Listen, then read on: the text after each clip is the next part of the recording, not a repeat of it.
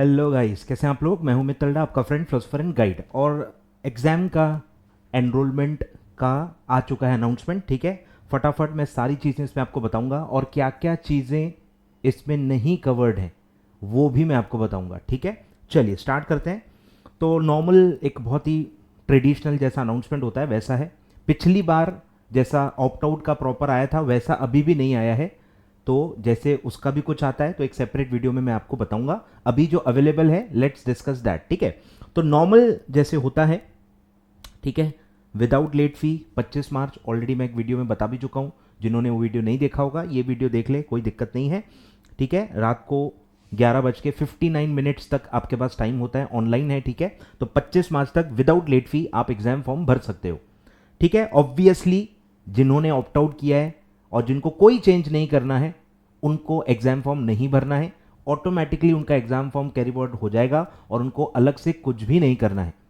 ठीक है, फिर है कि विथ लेट फी आप भर सकते हो। 9 अप्रैल तक दिया हुआ है, सेम टाइम 23 यानी 11 बज के रात को 59 मिनट्स। ठीक है, तो ये आपको पता ही था, मैंने भी ऑलरेडी बता दिया है। ठीक है, तो साफ साफ दिया हुआ है और साफ साफ लिखा है कि 9 अप्रैल के बाद यानी 10 अप्रैल से आप फॉर्म सबमिट नहीं कर सकते। कोई उसमें जुगाड़ नहीं है, कोई ऑप्शन नहीं। ठीक है, तो यू हैव टू एंश्योर कि आप 9 अप्रैल तक फॉर्म भर दो। ठीक है, फिर है कि ऑनलाइन मोड से ही अब फॉर्म होते हैं, कोई फिजिकल मोड नहीं है। और कोई भी आपको प्रॉब्लम रहा तो support.ics ऐप पे आप ये सब कर सकते हो। ठीक है, फिर है कि मीडियम ऑफ एग्जाम आपको ध्यान से सिलेक्ट करना है, सेंटर आपको ध्यान से सिलेक्ट करना है। ठीक है, 2-3 चीज़ें इन्होंने हाईलाइट की है कि आप ध्यान से सिलेक्ट करो। खैर इसको आप बदल भी सकते हो, बाद में अलग से विंडो होती है कि आप इसमें चेंजेस भी कर सकते हो। ठीक है, चलिए, तो ये सब है नॉर्मल पॉइंट्स हैं, मैं काम काम की चीज़ें हाईलाइट करके बता देता हूँ।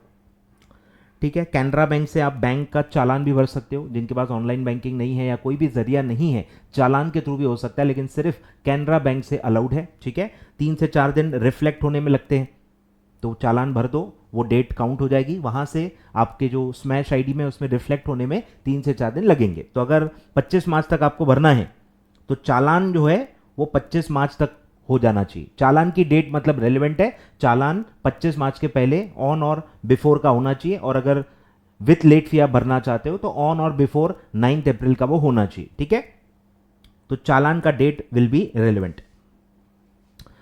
फिर है कि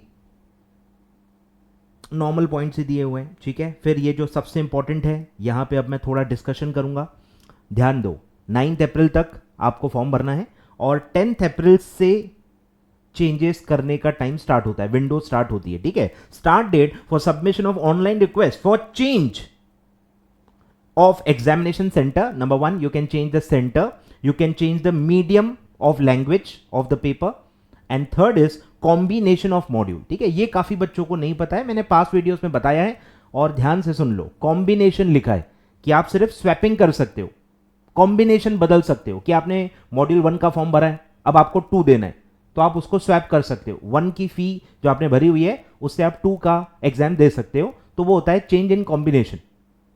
इसमें मॉड्यूल एडिशन अलाउड नहीं है, मॉड्यूल एडिशन इसमें अलाउड नहीं होता है। ठीक है, यानी नॉर्मली मॉड्यूल एडिशन अलाउड ही नहीं होता। आ रहा है ख्याल में? पिछली बार ऑप्ट आउट में स्पेसिफिकली अलाउ किया गया था कि आप मॉड्यूल एडिशन कर सकते हैं और उसके सेपरेट डेट्स दिए थे। इस बार कुछ वो दिख नहीं रहा। ठीक है, तो ध्यान देना है, कॉम्बिनेशन ऑफ मॉड्यूल जो आप चेंज करते हो उसमें मॉड्यूल एडिशन अलाउड नहीं होता। ठीक है, तो 10 अप्रैल से वो डेट स्टार्ट होती है और 1 मई तक आप उसको चेंजेस कर सकते हो। और ये 1 मई जो है ये और भी चीज़ों के लिए डेडलाइंस हैं, जैसे कि कैंसिलेशन ऑफ एग्जाम्शन, आपको पता ही होगा और इसमें लिखा भी हुआ है कि एग्जाम्शन अब ऑटोमेटिकली ग्रांट होते हैं, आपको अलग से कुछ भी नहीं करना है। जो भी 60% वाले जो परफॉर्मेंस बेस्ड जो एग्जाम्शंस होते हैं, जो मार्क्स के बेसिस पे आप खुद मतलब अर्न करते हो, वो वाले एग्जाम्शंस होते हैं वो ऑटोमेटिकली आपको मिलते हैं और उसके लिए कोई प्रोसीजर नहीं होता, ऑटोमेटिकली मिल जाते हैं। और अगर आपको क्लेम नहीं करना है तो आपको अलग से उसको कैंसिल करना पड़ता है और उसकी जो ऑप्शन है वो स्मैश आईडी में आपको मिल जाती है। स्मैश में ऑप्शन आ जाता है कि आप सरेंडर कर सकते हो एग्जाम्शन और उसका जो लास्ट डेट है वो है 1 मई। ठीक है। आई होप सब चीज़ें आप नोट कर रहे हो, ठीक है। फिर लेट फी जो होती है, या सॉरी लेट फी अलग है, चेंजेस का चार्ज अलग है। ये मैं काफ़ी बार बता भी चुका हूँ बच्चों को, पिछली बार भी बच्चे समझ ही नहीं रहे थे। Late fee separate thing, form ही लेट भर रहे हो तो उसका लेट फी अलग लगता है, वो भी 250 है। और अगर आप उसमें कुछ बदलाव करना चाहते हो तो वो अलग है, वो एक सर्विस चार्ज है, it's not a late fee. बोलेंगे सर हमने तो लेट फी ऑलरेडी भरी हुई है, 250 भरा हुआ है, तो वो लेट के वजह से आपने भरा है। चेंजेस एक अलग सर्विस है, उसका फी अलग लगता है। तो 250 चेंज के लिए आपको भरना है, ठीक है। फॉर ईच चेंज, मतलब एक बार जो आप रिक्वेस्ट कर रहे हो उसका 250 लगेगा। मतलब आप पहले एक का आपने चेंज किया, फिर आप भूल गए, कुछ और भी आपको चेंज करना है, फिर से कर सकते हो। वो डेट तक जितने चेंजेस आप चाहो कर सकते हो, हर रिक्वेस्ट का 250 आपको लगेगा, ठीक है, सिंपल है। फिर वो फॉरेन वालों के लिए दिया हुआ है, वो मैं कवर नहीं कर रहा हूँ, ठीक है। और वही है, लास्ट डेट के बाद कुछ चेंजेस नहीं होंगे, ठीक है, कोई कंसिडर नहीं होगा आपसे।